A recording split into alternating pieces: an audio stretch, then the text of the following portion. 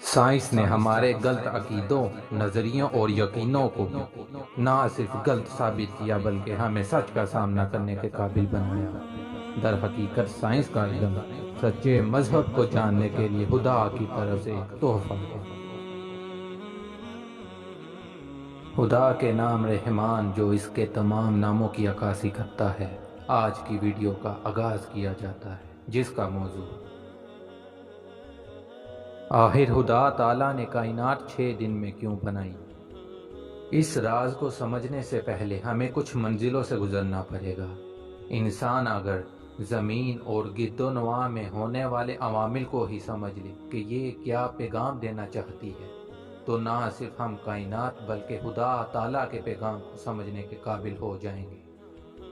اللہ تعالیٰ قرآن مجید کی سورۃ آل عمران میں فرماتا ہے، ترجمہ: بے شک آسمانوں اور زمین کی پیدائش اور رات اور دن کے بدل بدل کے آنے جانے میں عقل والوں کے لیے نشانیاں ہیں۔ اس آیت پر غور کریں تو آسمانوں اور اس کی پیدائش اور رات اور دن کے بدلنے میں عقل والوں کے لیے نشانیاں ہیں،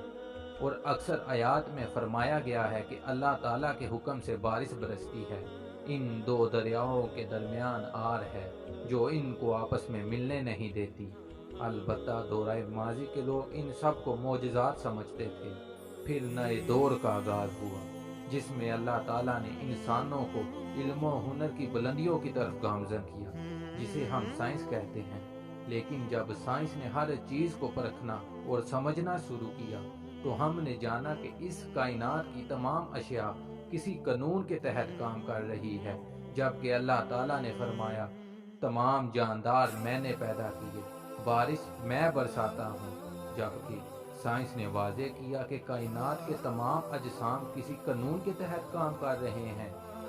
جبکہ قرآن مجید میں اللہ تعالیٰ نے فرمایا، ہر چیز میرے حکم کے تابع ہے۔ اس نظریے کو سمجھنے کے لیے ہمیں اس مثال پر غور کرنا ہوگا، لیکن یاد رہے ہم اس کو سمجھنے کے لیے اپنی محدود سوچوں کا استعمال کریں گے۔ فرض کریں کہ ایک انسان انڈسٹری کھولنا چاہتا ہے۔ اس کے پاس 2 ذریعے ہیں، پہلا کہ ہر کام اس کے حکم سے تو ہو لیکن اس کا موجود ہونا لازم ہو، اس کے بغیر کوئی کام نہیں ہو سکے گا، اور دوسری طرف اس کے حکم سے تو ہو لیکن اس کے پاس اتنی طاقت ہو کہ اسے بغیر کسی مشکل کے اور اس کے بغیر بھی کام ہوتا رہے، مطلب تمام کام اس کے حکم کے تابع ہوں، تو یقیناً اس کا جواب دوسرا ہوگا۔ بالکل اسی طرح اللہ ہر چیز پر قادر ہے، یعنی ہر چیز کا نظام مقرر کر دیا گیا ہے اور تمام چیزیں اس کے کن کی منتظر ہیں، یعنی اس جہاں کی ہر شے اپنی ماموریت کی انجام دہی میں مصروف ہے اور اپنے مقررہ ہدف کی طرف گامزن ہے۔ سائنس نے ہمیں یہ سمجھنے میں کوشش کی کہ کوئی بھی کام کے پیچھے کوئی نہ کوئی وجہ، ترتیب یا مرحلے ہوتے ہیں جو اس کی طرف اشارہ کرتے ہیں کہ یہ اسباب کی کائنات ہے جو رب کے حکم کے تابع ہے،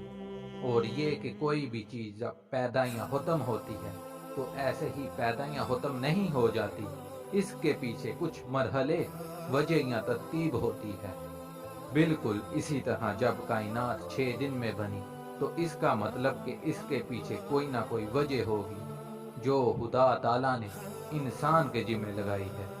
تاکہ جب انسان علم کی باغ دور میں سرکش ہو جائے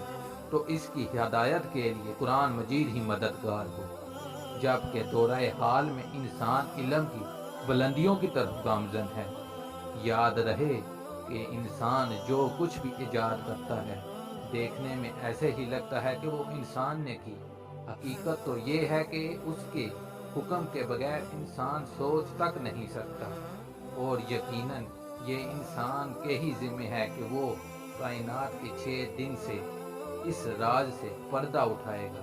اور ہم خدا کے حکم سے اس ویڈیو میں ہی ایسا کریں گے۔ اس سے پہلے فرض کریں، بے شک قرآن مجید خدا تعالیٰ کا کلام ہے، اگر کسی انسان نے لکھی ہوئی تو کیا وہ یہ نہیں جانتا تھا کہ خدا تعالیٰ ہر چیز پر قادر ہے، تمام چیزیں اس کے کن کی منتظر ہیں؟ کیا انسانی عقل اس بات کو تسلیم کرتی کہ جو ہر چیز پر قادر ہے وہ کائنات 6 دن میں بنائے گا؟ یقیناً نہیں۔ اس معاملے میں قرآن مجید ہمیں اشارہ دے رہا ہے کہ کائنات کسی وجہ سے 6 دن میں بنائی گئی، اور یقیناً یہ نشانیوں کی کتاب ہے۔ قسمتی تو یہ ہے کہ آج کا انسان اس مقام پر فائز ہے کہ وہ اس راز کو سمجھنے کے قابل ہو گیا ہے، اس راز سے پردہ اٹھائے گا۔ اس راز کو سمجھنے سے پہلے یہ آیات ملاحظہ فرمائیے۔ ترجمہ: اور یقیناً ہم نے آسمانوں اور زمین کو اور جو کچھ ان کے درمیان ہے 6 دن میں پیدا کیا، اور ہمیں کوئی تھکن نہیں چھوئی۔ آیت نمبر 2: کہو کیا تم اس سے انکار کرتے ہو جس نے زمین کو 2 دن میں پیدا کیا، اور بتوں کو اس کے مد مقابل بناتے ہو، وہی تو ہے سارے جہاں کا مالک۔ ان آیات سے واضح ہوتا ہے کہ کائنات 6 دن میں بنائی گئی، اور دوسری طرف زمین کو 2 دن میں بنایا گیا، جبکہ آج کے دور کا انسان کائنات اور زمین کی عمر کا اندازہ لگا بیٹھا ہے۔ آئنسٹائن کی تھیوری آف ریلیٹیوٹی سے یہ بات بھی واضح ہو چکی ہے کہ وقت کثرت ثقل کے کم یا زیادہ ہونے پر منحصر ہے، یعنی آج کے دور کا انسان یہ بھی جانتا ہے کہ وقت ہر جگہ یکساں نہیں۔ مثلا بلیک ہول کے قریب وقت بہت سست گزرتا ہے، بلکہ رک ہی جاتا ہے گریوٹی کی وجہ سے، یعنی وقت ہر جگہ مختلف ہے۔ لیکن اسی دوران دورہ حاضر کے انسان ریاضی کے علوم میں مہارت حاصل کر چکا ہے،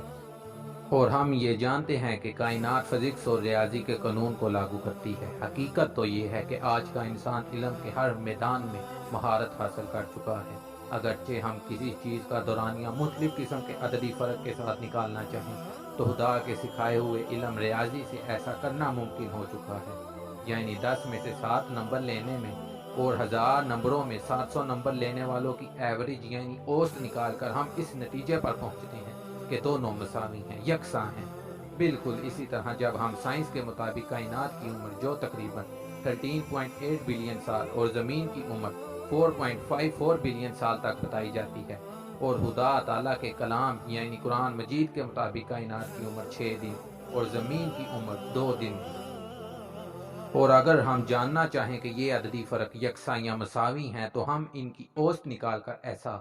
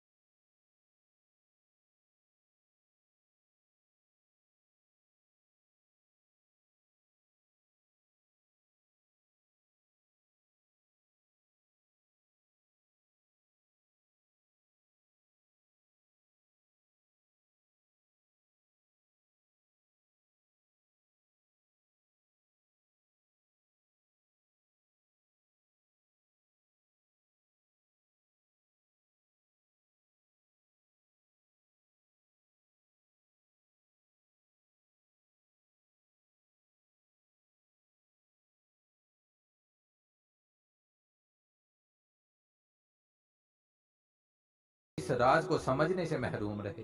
در حقیقت یہ راز آج کے انسانوں کے لیے ہی تھا، تاکہ انسان جب علم کی باغ دور میں سرکش ہو جائے تو قرآن مجید ہی رہنمائی فرمائے، اور بے شک قرآن مجید قیامت تک ہدایت کا چراغ روشن کرے گا۔ اجازت چاہتا ہوں۔ خدا امان، اللہ نگہبان۔